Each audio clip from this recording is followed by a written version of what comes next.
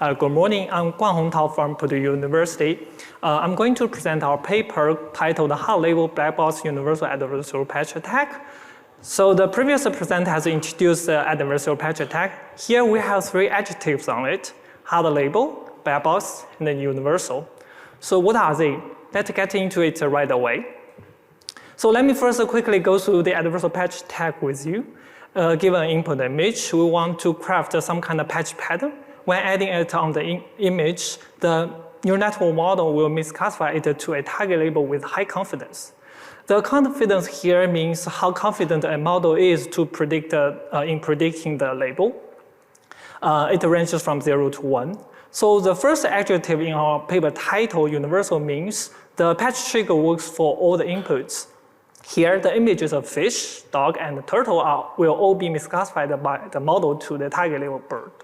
The second adjective, black box, means we have no access to the model, either the model architecture or its weight parameters. All we can do is to query the model and get the prediction from it. So, well, the prediction have both the can have both the predicted label and its confidence. In some extreme case, we don't even know the confidence, which comes to our last adjective, hard label. Or the only thing that adversarial knows is the predicted label, nothing more. It is not an easy task to generate adversarial patches in such a setting. So why do we want to have a hard label black box universal attack? The machine learning as a service has been more and more used in real world. There are many such platforms such as Amazon's machine learning on AWS, Google's Vertex AI, and Microsoft's Azure AI. Companies utilize these services to train and deploy deep learning models for downstream users. But those models are vulnerable to attacks, especially in critical systems such as facial recognition. Clearly, the models are the intellectual properties of those companies. They don't want people to steal their money tree, right? So they only provide an API for users to do prediction. As for the attacker, it means no access to the model and hence black box. The prediction will be the label only as shown in the left figure, indicating a hard label setting. Lastly, these services restrict the number of queries for security protection. The traditional adversarial attacks that require generating perturbations for each input are prohibited in this setting. So it calls for a universal trigger that works for all inputs once generated. So we have the motivation. Now, how do we achieve it? Let's start with the easiest setting, white box. The goal is to generate a trigger that can lead to the target misclassification. Since this is in a white box setting, we have all the information about the model itself. We can calculate the gradient from the target label to the trigger pattern. But how about the black box scenario? We have no idea of what the model architecture is and what the parameters are, which means we cannot calculate the gradient to guide the search of the patch trigger. So what do we do? Let's approximate the gradient. Let's start with a single input. Suppose the initial trigger is a wet patch on the bottom left, and we can add a set of random noises on the trigger one by one. And then we check whether any of these random noises can lead to the target misclassification.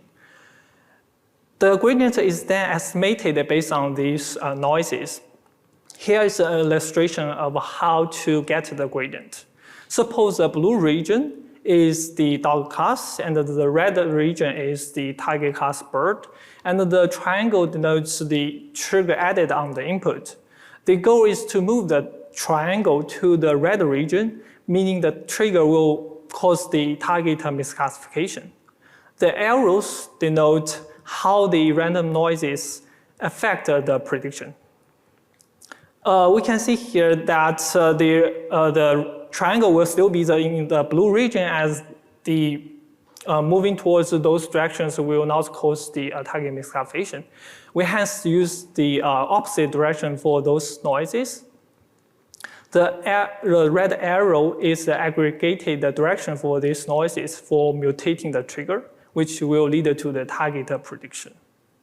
The previous discussion is based on is for approximating the gradient for one single input, as our goal is to generate a universal trigger that works for all the inputs. So we need to aggregate the gradient for multiple samples. How do we approximate the gradient from one input to a set of inputs? Suppose we have two classes, a blue class and a green class. The black line is the decision boundary separating the two classes. A straightforward way to estimate the gradient for multiple samples is to do the estimation for each input and average them. For instance, for this sample, we can the estimated gradient is going towards top right, and this one is going towards bottom left. We can see these two directions are opposite and cancel each other out. Such an aggregation of individual gradient directions does not provide a good universal approximation and may not give us a successful trigger. We have proposed an importance-aware estimation. The generation of an adversarial patch trigger is an iterative procedure. So for this sample, we can record the historical misclassified rate. If its misclassified rate does not change a lot, we reduce the estimated gradient for this sample. If the sample can lead to the target misclassification, we enlarge its gradient. This dynamic adjustment is applied on all the samples, which better guides the search for a universally successful trigger. The detailed algorithm can be found in our paper. So is gradient approximation alone enough for generating a good adversarial patch trigger? Clearly not. Let's look at this example. This figure shows the landscape of attack success rate for adversarial triggers. The region with the same color denotes the same success rate. The redder the color is, the higher the success rate is. The triangle is a trigger at a certain attack iteration. We use the same gradient approximation method that discussed in previous slides to find the next perturbation direction. We can see here that none of the added noises can lead to the target prediction, and the aggregation of them does not either.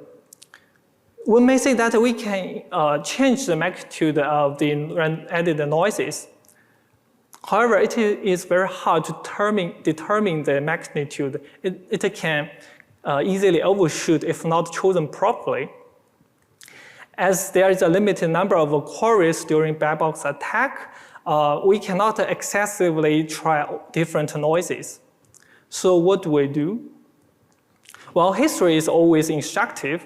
As the attack is an iterative procedure, we can leverage the historical triggers during the generation process. For example, suppose we had a trigger denoted by this purple triangle in the past, which is one of the best triggers so far. Between these two triangles, we can see that there's a promising region that has a higher attack success rate. We have interpolated between these two triggers, which give us a better trigger with a higher ASR, denoted by this red star. The details about how to select historical triggers and interpolate between them can be found in our paper. So we conduct experiments on various datasets and models, including 4 image datasets and 7 model architectures.